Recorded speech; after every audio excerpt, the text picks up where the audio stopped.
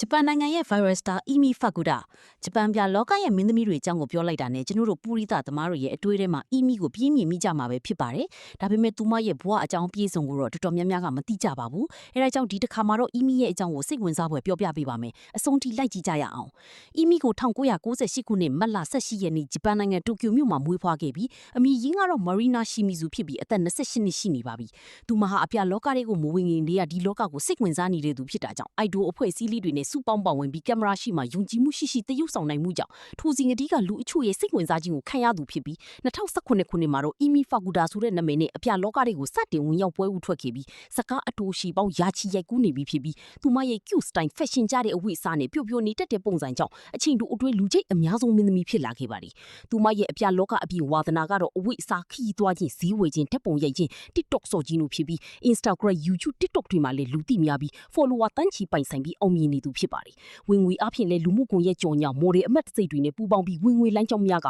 ပိုင်ဆိုင်မှုဖြင့် American Dollar တန်းအနေငယ်ပိုင်ဆိုင်ကြောင်းသိရပါတယ်။ပါစနယ်အကြောင်းအရာများကိုထုတ်ဖော်ခြင်းမရှိသလိုလက်ရှိမှာ single ဖြစ်ကြောင်းဖော်ပြထားပါတယ်။ယနေ့ထိတိုင်လေး Emi ဟာဂျပန်အပြလောကနေကမ္ဘာပေါ်မှာနာမည်အကြီးဆုံးမင်းသမီးတစ်ယောက်အဖြစ်ဆက်လက်ရည်တည်နေသူဖြစ်ပါတယ်။ကြည့်ရှုပေးတဲ့အတွက်ကျေးဇူးတင်ပါတယ်။ဒီဗီဒီယိုကိုကြိတ်နှစ်သက်တယ်ဆိုရင် like and share လုပ်ပြီး channel ကို follow လုပ်ပေးခဲ့ပါဦး။